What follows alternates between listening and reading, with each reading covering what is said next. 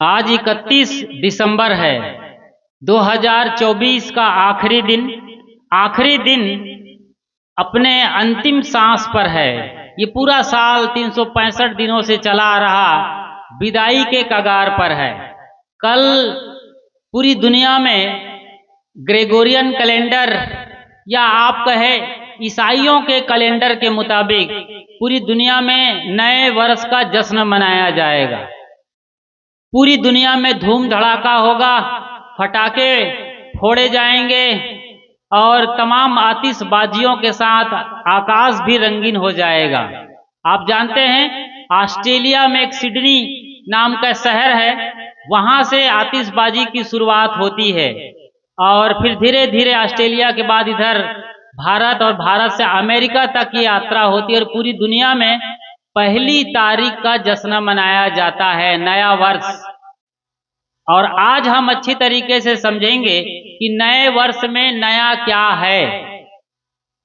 आज तो खैर विदाई का बेला चल रहा है, लोग समेट रहे हैं, नए खाता बही शुरुआत कर रहे होंगे, नए सीजन, नए साल, नए जीवन या नई जिंदगी की बहुत सपने देखते हैं लोग। नए साल में ये करेंगे वो करेंगे, बहुत संकल्प लेते हैं कि ये साल हमारा जैसे तैसे निकल गया, अभी अगला साल आएगा, 1 तारीख से ये काम मैं पक्का करने वाला हूं। और लोग कसम खाते हैं, डायरी लिखते हैं, न जाने कैसी कैसी चीजें करते हैं, लेकिन पहले साल के पहले दिन में उठाया गया कदम अभी 10-15 दिन भी नहीं बीतता है और बिल्कुल वो कदम धड़ाम से नीचे गिर जाता है, लड़खड़ा जाते हैं लोग। संकल्प लेना आसान है, संकल्प को लगातार उसके मुकाम तक पहुंचाना बहुत मुश्किल काम है। जैसे अभी ठंड का महीना चल रहा है, इस पर भी चर्चा करेंगे हम। ये ठंड का महीना कहने के लिए चल रहा है, एक्चुअल में या सच्चाई ये है कि कोई ठंड का महीना नहीं चल रहा है। ये भी बड़ा दुर्भाग्यपूर्ण है। इसी पर हम लौट के आने वाले हैं कुछ देर बाद। तो ठंड के महीने में मान लो आपने संकल्प लिया, चाहे वो अभी युवा साथी हो या आप में से बड़े बुजुर्ग या जवान कोई भी हो, सोचते हैं कि नया साल है तो हम रोज सवेरे सवेरे 5 बजे उठेंगे और मॉर्निंग वॉक पर जाएंगे या दौड़ लगाएंगे, एक्सरसाइज करेंगे, कुछ ऐसा करेंगे जो हम कुदरत के साथ होंगे। सवेरे सवेरे खिल जाएंगे, खुल जाएंगे, दौड़ेंगे, भागेंगे। तबीयत को, सेहत के लिए ये नया साल हम बढ़िया से बिताने वाले हैं। लेकिन नहीं, 15-20 दिन में सब टाएं फिस हो जाता है। ये सोचिए, नया करने के लिए आदमी सोचता है लेकिन नए के साथ लगातार बने नहीं रहता है। यही वजह है कि हम जहां के तहां रह जाते हैं और हमें अपनी चाही हुई सफलता, माना हुआ मन का कुछ भी नहीं हो पाता है, सब यूं ही बीत जाता है। ऐसा क्यों होता है और क्या होने वाला है नए साल में? कौन सा फर्क आ जाएगा? हाँ, एक कैलेंडर और बदल जाएगा। आप कोई नया कैलेंडर ले आकर पुराने कैलेंडर के ऊपर चिपका देंगे या सजा देंगे और वहां पर दिखाई देगा 1 जनवरी 2025। अंक बदल गए हैं और कोई बदलाव नहीं आया है। तो फिर जिंदगी तो वही पुरानी है। कल भी जैसे आप नाराज होते थे, आज भी वैसे ही नाराज हो रहे हैं। कल जो झगड़ जाते थे, लड़ जाते थे, खिसिया जाते थे, वही रवैया आज भी जारी है। कितने सालों से आप संकल्प ले रहे हैं, कैलेंडर पर कैलेंडर बदलते चले जा रहे हैं, जिंदगी में कोई फर्क नहीं आ रहा है। तो बिचारिए नया क्या हो रहा है, ये आज हमको सोचना है। क्या सचमुच में कुछ नया होता है?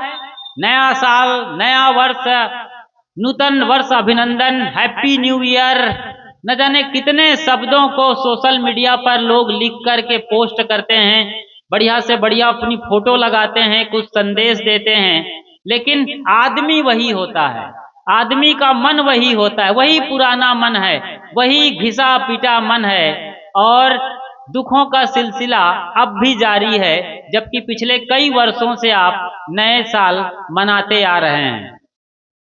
कल जब कैलेंडर बदल जाएगा, आधी रात को ठीक 12 बजे, आज की बात करें, जो 12 बज के 1 सेकंड होते ही कल के डेट में बदल जाने वाला है। आज आखिरी रात ठीक 12 बजे जश्न और धूम धड़ाके, ढोल तमाशे शुरू हो जाएंगे। नाचना, गाना, कूदना, चिल्लाना, न जाने क्या क्या करतब करने वाले हैं लोग सड़क पर आकर रात 12 बजे, ये सब करने वाले हैं। शहरों में बहुत ज्यादा होता है, अब ये गांव में भी आ गया है।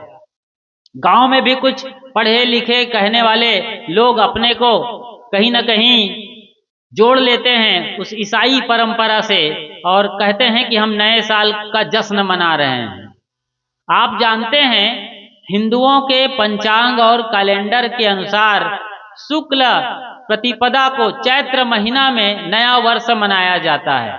चैत्र के महीने में शुक्ल प्रतिपदा के दिन वो अवसर आता है जब धरती दुल्हन की तरीके से सजी हुई होती है। नए नए कोमल कोमल पत्तों से सारे पेड़ आबाद हो जाते हैं, फूल लग जाते हैं। अलसी के फूल लगे होंगे एकदम नीले नीले, सरसों की लहलहाती खेती होगी पीली पीली, पीले पीले फूल निकल आएंगे। तो ये सब आम्र मंजरी आ जाएगी, महक भंवरे आ जाएंगे, गुनगुनाएंगे, गीत गाएंगे और हिरन कुलाचे भरते नजर आएंगे, आपको दहाड़ते हुए शेर नजर आएंगे, तेंदुए आएंगे। मतलब सारे पशु परिंदे, जो ये जगत है पशु परिंदों का, प्रकृति का, सारा नदी तालाब पेड़ पहाड़ पर्वत और जो कुछ भी हम देखते हैं, सारी कायनात में एक अलग आभा, एक अलग छटा होती है चैत के महीने में। अभी तो बड़ी मुश्किल हालात चल रही है, कहीं बर्फबारी हो रही है, लोग वहां जा नहीं पा रहे हैं, और कहीं कड़ाके की सर्दी और ठंड लग रही है। लोग रजाई में दुबके हुए नजर आते हैं, लोग स्वेटर और चादर ओढ़ करके बड़ी मुश्किल से जिंदगी बिता पा रहे हैं। बच्चे नहाना छोड़ देते हैं इस सीजन में, और कई बार तो ऐसा होता है कि गांव वाले ही नहाना छोड़ देते हैं, इतनी भीषण ठंडी पड़ती है भारत के कई इलाकों में। लेकिन दुर्भाग्य, इस तरफ देखिए आप, यहाँ मिडिल इंडिया में, मध्य भारत जहाँ आप आते हो, मध्य प्रदेश का ये इलाका और राजस्थान के और भी कई इलाके, उत्तर प्रदेश में भी और कई जगह दक्षिण भारत में तो है ही है आलम। इस साल ठंडी कम पड़ रही है। लोग कह रहे हैं बादल आया हुआ है। बादल एक बहाना मात्र है, ठंडी वाकई में इतनी ज्यादा नहीं पड़ रही है जैसे कि पड़नी चाहिए। हर साल पिछले 10 साल 25 साल पहले जो ठंडी पड़ती थी, वो जमाना रहा है जब ठंडी पड़ती थी और नेपाल जैसे देशों में या तराई के क्षेत्रों में लोग दूध को रख देते थे बाहर, जो घर का सामने वाला हिस्सा है पोर्च या दुछत्ती पर, लोग पका करके खीर जैसा बना करके रख देते थे, और सवेरे सवेरे इतनी बढ़िया कुल्फी जम जाती थी उसकी, लोग उसे खाते थे और सर्दियों में उसे खाना सेहतमंद होने की निशानी होती थी, बढ़िया तबीयत होती थी। अब इतनी ठंडी नहीं पड़ती है कि आप दूध का कटोरा रख दो और सवेरे वो कुल्फी जम जाए, नहीं, दूध चीनी रख लो, कुछ भी कर लो, वो कुल्फी बनने वाली नहीं है। अब गर्मी आ गई है। इस साल हमने 50 डिग्री की गर्मी को झेला है। 50 डिग्री, सोचिए जरा, तन बदन में आग लग रही थी, एसी और कूलर भी काम नहीं कर रहे थे, इतनी ज्यादा गर्मी पड़ी है। ये बड़ा बदलाव आया है। आप समझिए मेरी बातों को कि इस वक्त हम जो महसूस कर रहे हैं, नए साल में सबसे बड़ा जो बदलाव आया है वो क्लाइमेट चेंज का है, जलवायु परिवर्तन। ये बहुत बड़ी तबाही लेके आने वाला है, आप भरोसे से मत बैठिएगा। अगला बरस जो आएगा 2026 का, तो वो क्या कहेगा, 2025 के मुकाबले ज्यादा गर्म रहेगा, और 2025 जो कल से शुरू होगा वो 2026 के मुकाबले काफी ठंड साल रहेगा। ये उल्टा हो रहा है। मेरा मतलब है कि गर्मी लगातार बढ़ती चली जा रही है। जिस तरीके से हम खेतों में, गांव के आसपास और सरकार आपका एक कोई जंगल है ना, हंसदेव या हंसदेव, जिस जंगल को काटने की बात आ रही है, क्या पता काटा जा रहा है। ऐसे ही कई इलाकों से पेड़ काटे जा रहे हैं, पौधे काटे जा रहे हैं, जंगल उजाड़े जा रहे हैं और कंक्रीट के जंगल खड़े किए जा रहे हैं। तो जो जलवायु परिवर्तन का बहुत बड़ा मसला आने वाला है। 50 डिग्री में हमारी खाल जल रही थी, बड़ी बेचैनी हो रही थी। मैंने कहा कि एसी और कूलर भी ठीक से काम नहीं कर रहे थे। ऐसे ही यदि ये सिलसिला चलता रहा तो 2050 तक खुदा न खास्ता यदि ये डिग्री 60 की हो गई, मतलब 60 डिग्री सेल्सियस पर सूरज की गर्मी पड़ेगी, तो हम जहां खड़े होंगे वहीं हमारे बदन पर आग लग जाएगी। सोचिए, ये आदमी की कहानी बता रहा हूं, लेकिन उन पशु परिंदों की बात करिए जिनकी प्रजातियां रोज रोज लुप्त हो रही हैं हमारे कारनामों से। हम ग्लोबल वार्मर हैं, ग्लोबल वार्मिंग बढ़ती जा रही है, क्लाइमेट चेंजेस होते जा रहे हैं। अभी आप देखिए अपने घर में, गांव में इस सीजन में कभी पंखा नहीं चलाया जाता था। आज 5 नंबर से 10 नंबर तक पंखे खूब दौड़ा रहे हैं लोग, भर भर के पंखे चल रहे हैं घरों में। अभी एक प्रोग्राम में था मैं भैंस मुंडी में, मंच आप देख रहे हैं कैसे बनता है और पंडाल जो लगता है तो हवा वहां पैक हो जाती है। मंच में हम लोगों के लिए लोगों ने कूलर लगाया था। अब सोचिए, अभी भीषण ठंडी का दिन है, दिसंबर का महीना चल रहा है और कूलर आ गया है। आप समझ रहे हैं इन चीजों को। इंतजाम आप भले कर लें, लेकिन आप और हमको आगे आने वाले समय में कुदरत माफ नहीं करने वाली है। कैसे कैसी हमारी सोच हो गई, कैसी बुद्धि हो गई है। अभी इसी छत्तीसगढ़ में, इसी धमतरी के इलाके की बात करूं मैं, जिन्हें धान का कटोरा कहा जाता है और पूरी दुनिया जानती है कि छत्तीसगढ़ धान का कटोरा है। धान काटने के बाद बकायदा आप उसके पुआल को घर ले जाते थे, बड़े बड़े पेराट बना करके स्टोर करते थे और पठौहा में टांगते थे, अंदर घर में रखते थे पैरा। लेकिन आप कैसी ये दुर्दिन आ गए, कैसा दुर्दशा हो रही है कि आप पैरा को वहीं छोड़ आते हैं और उसके बाद उसमें माचिस मारकर आग लगा देते हैं। पुआल में यानी पराली जलाने की परंपरा पंजाब और हरियाणा में सुनी जाती थी। दिल्ली का पूरा वातावरण खराब हो जाता था, लेकिन अब आप लोगों ने ही जलाना शुरू कर दिया है। और सोचिए, पैरा पुआल जलाने के कारण जो बड़ी तबाही ये हो रही है, आप लोगों को बड़ा से बड़ा नुकसान हो रहा है, वो ये है कि आपके जो खेतों में मित्र जीव हैं, मित्र जीव समझ रहे हैं, जो कीड़े होते हैं, जो केचुए होते हैं और अन्य और कई बारीक जो आंखों से न दिखाई देने वाले जीव जंतु होते हैं, वो आपके आग लगाने से मर रहे हैं, मारे गए हैं, वो मर गए, खत्म हो गए। आपको पता ही नहीं चल रहा है कि आप कितनी बड़ी दुश्मनी अपने साथ मोल ले रहे हैं और आप आसानी से जला रहे हैं। गायों को आपने खदेड़ दिया है मरने के लिए, वो कटने के लिए वो जा रही हैं कत्ल खाने। भारत जो गाय को राष्ट्र माता घोषित करने के लिए सोच रहा है, वहां फडणवीस सरकार के पहले शिंदे सरकार ने महाराष्ट्र में गाय को राज्य माता घोषित कर दिया है। और ये आपके दिल्ली गवर्नमेंट या मोदी सरकार की ओर से भी ये बात आती है बार बार कि गाय को राजमाता घोषित करने की बात हो रही है। और हमारे ही सरकार ने गाय को कटने वाली जो संस्था है, जिसको कत्ल खाने कहते हैं, उसको लाइसेंस दे रखा है।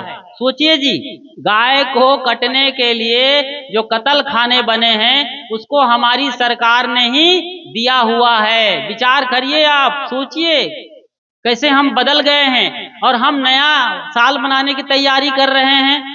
नया साल से केवल कैलेंडर बदलने की बात नहीं है। नया साल से मतलब होता है जब आप बर्थडे पार्टी मनाते हैं, किटी पार्टी करते हैं, शादी की पार्टी करते हैं, जो भी नया करना चाहते हैं। क्या सचमुच में नया होता है आपके लिए? सोचिए, नए कपड़े पहन लेते हैं, नई जगह जाते हैं, कुछ नया खा लेते होंगे, लेकिन इससे आपके जीवन में क्या नया होता है, ये विचार करने वाला प्रसंग है। क्या नया होता है? कुछ नया दिखता है? सब वही पुराना और बासी है, कोई फर्क नहीं आ रहा है। नया करना होगा तो आपको फिर से बैठ के सोचना होगा। अभी तो बहुत बड़े बदलाव आ रहे हैं। अगला साल यानी 2025 का साल क्या होने वाला है विचार करिए। सोशल मीडिया की ही बात करें आप, मैं कहीं बाहर की बात नहीं कर रहा हूँ, दुनिया के किसी अलग कोने की, मैं आपके घर की बात कर रहा हूँ। सोशल मीडिया आप लोगों ने नाम सुना होगा। सोशल मीडिया आपके मोबाइल के जरिए घर में बैठा हुआ है। आज आप देखिए, आपके नाती पोते बच्चे जिन्हें आप बड़े प्यार करते हैं, जिनसे बड़े सपने पाले हैं, जो आने वाले दिनों में आपके घर के भविष्य हैं, कल आप बूढ़े हो जाएंगे, बच्चे हो जाएंगे।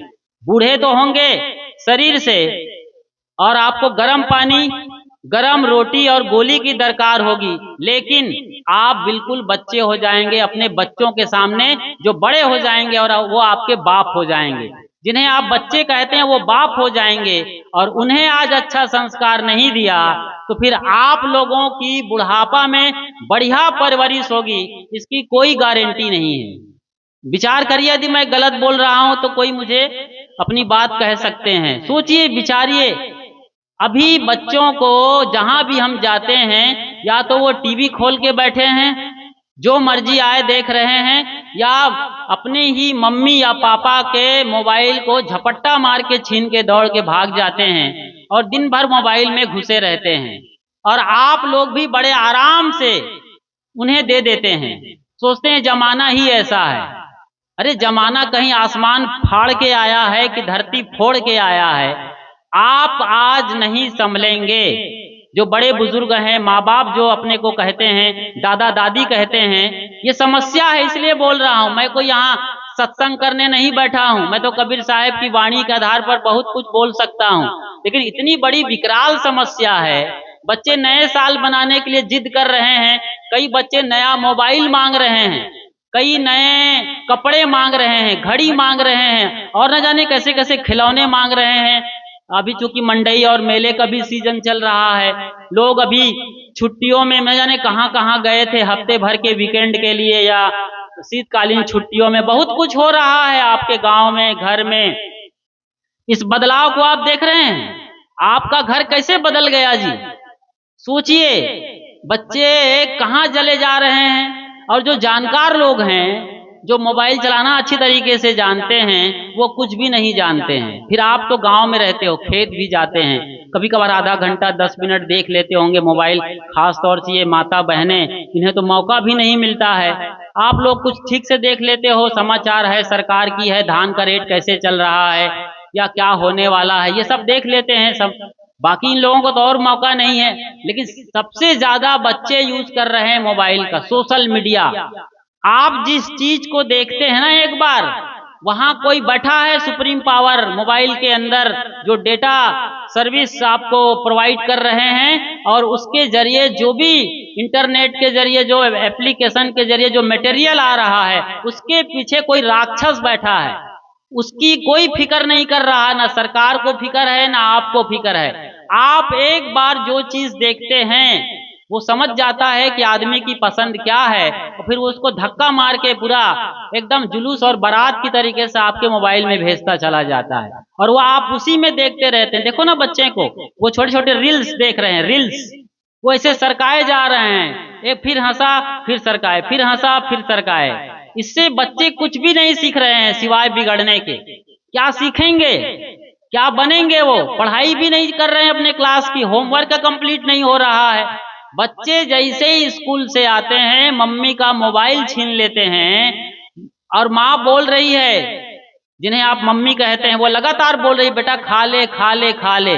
लड़का मम्मी का मोबाइल लेके हाथ में लिया है, और मम्मी उसको लगातार खिला रही इधर से, वो खाए जा रहा है, लेकिन खाने में कोई रस नहीं है। बताइए, जब हम खाना खाते हैं, जिन्हें हम भोजन करना कहते हैं, तो जैसे भोजन करते हैं शांत मन से, तो हमारे शरीर के अंदर से एक रस निकलता है, जिसको डोपामिन कहते हैं, या और भी कोई, वो पचाने का काम करता है, पाचक रस निकलता है जब हम भोजन करते हैं शांत मन से, या भोजन ही हमारे सामने और कुछ नहीं कर रहे हैं। लेकिन जब मोबाइल टीवी देखकर खा रहे होते हैं, तो हमारे अंदर निकलने वाला पाचक रस भी हड़बड़ा जाता है कि मैं भोजन पचाने के लिए रस छोड़ूं, कि ये मोबाइल को पचाने के लिए रस छोड़ूं।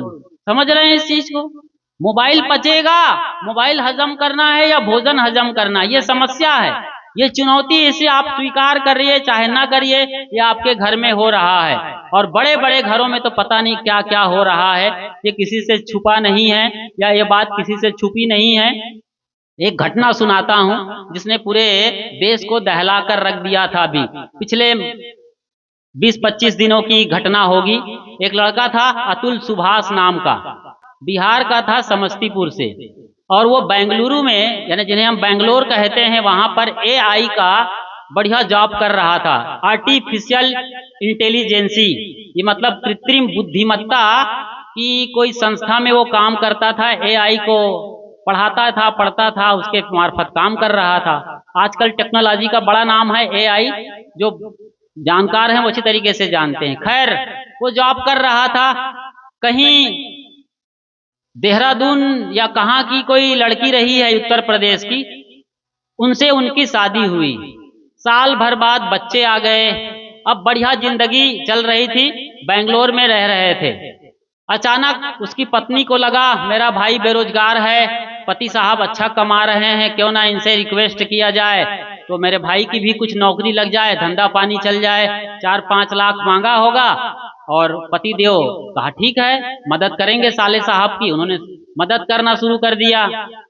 अब फिर उसने कहा कि मम्मी पापा बूढ़े हो गए हैं, उनको भी कुछ चाहिए, तो 10-5 लाख और दे दिया। अच्छा चल रहा था। अब लालच बढ़ता गया, पत्नी को उसकी माँ ने कंट्रोल कर लिया। मतलब लड़के की सास ने अपनी बिटिया को कंट्रोल में ले लिया। अब मायके से रिमोट के तरीके से वो लड़की चलने लगी, और एक दिन पैसे मांगने के बाद पर भाई कितना देगा एक आदमी, वो कितना कमा रहा था, मेहनत कर रहा था, टाइम निकालना, दिमाग लगाना, सारा कुछ फ्रस्ट्रेटेड रहना था वहां संस्था के अंदर। फिर पत्नी के साथ कहा सुनी बढ़ती रही, और एक दिन उसकी पत्नी ने कहा ठीक है फिर सुनो जी, मेरी बात नहीं सुनते हो तो फिर आखिरी ब्रह्मास्त्र खोल दिया, मैं मायके चली जाऊंगी तुम देखते रहियो। और वो मायके में जाके बैठ गई और तलाक की धमकी देने लगी, और बच्चे के लिए बोला कि 40,000 रुपया महीना, आखिरकार बंधवा भी लिया। धमकियां देती रही, 1 करोड़ मांगा, शायद तलाक ले ली थी उसने या जो भी था, 1 करोड़ मांगा, फिर वो 3 करोड़ तक पहुंच गया। वो आदमी कितनी देर तक बर्दाश्त करता रहा। पेशी मुकदमा ठोक दिया, शायद देहरादून या किसी शहर में यूपी के। बेंगलोर में रहता था, जॉब कर रहा था, 15 दिन पेशी में आना पड़ता था। बताओ, इतनी दूर से ट्रेन से आना जाना, प्लेन से भी आए तो मुश्किल। ये सिलसिला चलता रहा। आखिरकार उस आदमी ने सब कुछ समझा, और उसकी पत्नी की ब्लैकमेलिंग जारी रही। उसके जो कोर्ट कचहरी में जज बैठती थी वो भी बिक गई, और कहा कि तुम इसको दो जी, पैसे इतना देना पड़ेगा। और ये सिलसिला चलता रहा। और एक दिन उस आदमी ने बकायदा सबके सामने, पूरी दुनिया के सामने आकर के एक वीडियो रिकॉर्ड किया कि मैं इस वजह से अब मरने जा रहा हूँ। करीब करीब 1 घंटा 20 मिनट बोला, और कई पन्ने का सुसाइड नोट लिख करके वो आदमी मर गया है। और पूरे सिस्टम को हिला कर रख दिया, कोर्ट कचहरी और जो संविधान है सबको उसने नंगा करके मरा। कि कैसा ये देश है जहां एक पति जो ईमानदारी से कमा रहा है, उसको पत्नियां इस तरीके से ब्लैकमेलिंग कर रही हैं अपने मायके वालों के साथ मिलकर। आमतौर पर लड़के ऐसा करते नजर आए थे कि किसी लड़की को परेशान कर देना, दहेज के नाम पर उत्पीड़न, मिट्टी तेल पेट्रोल डाल के जला देते थे। लेकिन अब बात बिल्कुल 360 डिग्री उलट गई थी और उल्टा मामला हो गया था। तो ये इसी वजह से ये सब कुछ चल रहा है, टेक्नोलॉजी और इंटरनेट या सोशल मीडिया की वजह से इतने बड़े बदलाव आ रहे हैं। और आप इसके बारे में बेफिक्र हैं? कम से कम इतना तो नियंत्रण रखिए अपने बच्चों पर। ये कहानी कल नहीं परसों आपके घर में होने वाली है, इसलिए मैं आगाह कर रहा हूं। और कितने गांव में ये चीजें हो रही है, कितने माँ बाप बता नहीं पा रहे हैं, कितने बहू बेटे इन बातों को खुलासा नहीं कर पा रहे हैं। बड़े जानकार समझदार होते हैं, वो हमारे पास आकर अपनी बात ही ऐसा कहते हैं। तो इतने बड़े बदलाव हो रहे हैं, आप बदलिए ना, आप बदलिए कि आप अपने बेटे और बेटी को जो अभी 5 साल से 10 साल से लगभग 15 साल के हैं, इन्हें आप ठीक से बोलिए कि बेटा तुम्हारे लिए 1 घंटा हम निर्धारित करते हैं, उसमें आप कार्टून देखो या फिर मोबाइल से पढ़ाई करो। अब स्कूल में से पढ़ाई करने के लिए मोबाइल का कनेक्शन जोड़ दिया गया है, ये भी बर्बाद करने का एक तरीका है।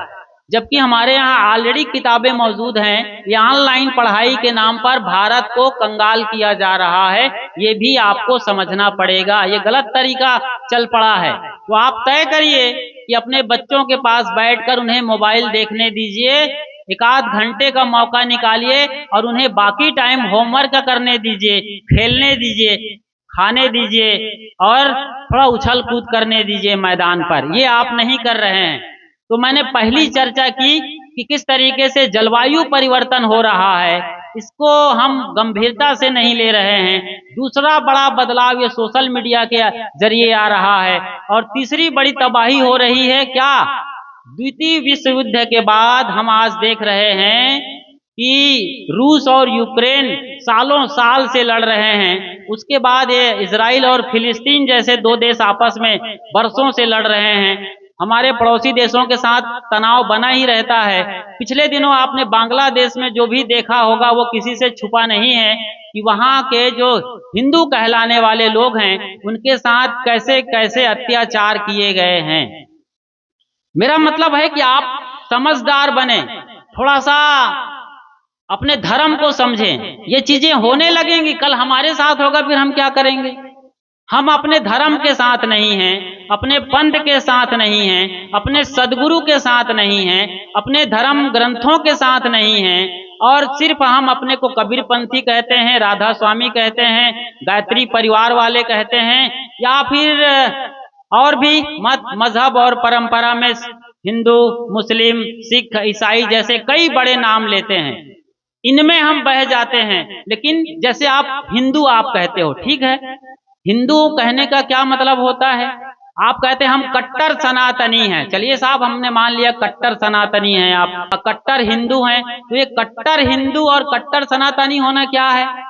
कभी आपने सोचा है कि सनातनी यानी सनातन शब्द का क्या अर्थ होता है। सनातन, सनातन मतलब निरंतर, लगातार, जो नित्य नूतन चिरंतन सत्य है उसे सनातन कहा जाता है।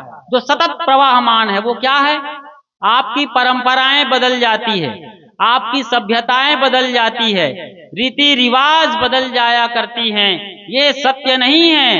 आप अभी राम को पूज रहे थे, उनसे आपके घर की बरकत नहीं होती है, बहू को बेटा नहीं होता है, या और तकलीफें दूर नहीं होती है, तो फिर आप कन्हैया की पूजा कर देते हैं। आप कहीं रणचंडी को पूज रहे होते हैं, बहुत बकरा मुर्गी काट के चढ़ा रहे होते हैं, जब बात नहीं बनती है तो फिर आप किसी और देवता की पूजा कर देते हैं। ये आपने देखा है। तो रीति रिवाज परंपराएं जो बदल जाती, जिसको आप बदल देते हैं, ये सनातन नहीं है। सिर्फ होली के नाम पर रंग और गुलाल खेल लेना, कृष्ण के नाम पर दही हांडी का खेल खेल लेना, और रामनवमी के नाम पर उत्सव मना लेना, यानी राम, कृष्ण, ब्रह्मा, विष्णु, महेश आदि देवताओं और गायत्री, पार्वती, सीता, राधा और संतोषी माता, रणचंडी देवी की पूजा मात्र कर लेना, कुछ अपने पारंपरिक वेशभूषा पहन करके पकवान बना लेना, इतना मात्र जो है सनातनी कहलाने के लिए काफी नहीं है। इतने से आप सनातनी नहीं होंगे। सनातनी आप कृष्ण की लीला खेलने से कोई सनातनी हो जाएगा। जब तक कृष्ण के गीता को नहीं समझा जाएगा, गीता के मर्म को नहीं समझा जाएगा, गीता जब तक हमारे जीवन में नहीं उतरेगी, कैसे सनातनी हो जाएंगे हम। गीता के एक एक मंत्र आपको याद हैं, लेकिन जीते हैं हम या जीते हैं आप, फिर नहीं ना। कल फल की चिंता मत करो, कर्म किए जाओ। गीता ये कह रही है कि आप बड़े बुजुर्गों की सेवा करो। ये अब लाचार हो गए हैं, बीमार हो गए हैं, इनकी जरूरत है आपको सेवा करने की, लेकिन आप देखते हो नहीं क्या मिलने वाला है बड़े बुजुर्गों से। आप ये देखते हैं तो आप कैसे सनातनी हो जाएंगे। सनातनी होने के लिए बहुत जरूरी है कि आप अपने मूल धर्म ग्रंथों को पढ़ें, सुने, समझें। खास तौर से गीता, और उससे भी गहरा ग्रंथ है उपनिषद। जब तक आप उपनिषद को नहीं पढ़ते हैं, जो आपके जीवन का मूल मंत्र वहां समाया हुआ है, सार तत्व वहां समाया हुआ है, एकदम सरल शब्दों में, इसकी तो चर्चा ही नहीं होती है। आपके जितने चैनल गुरु आते हैं उपनिषदों की चर्चा ही नहीं करते हैं। एकदम सरल सरल मंत्र वहां पर हैं जिन्हें आप बड़ी आसानी से समझ सकते हैं। अभी मौका नहीं है कि विस्तार से इन पर चर्चा की जाए। तो मैं ये कह रहा था कि नया साल में क्या बदलाव आने वाला है, ऐसा क्या करेंगे कि जो बदलाव बन के आए और सचमुच में कैलेंडर बदलने के साथ साथ आपका जीवन बदले। इन बदलावों को आप महसूस करें। इन पर चर्चा कभी फिर से करेंगे दोबारा आगे। कई पहलू इसके हैं नए साल के।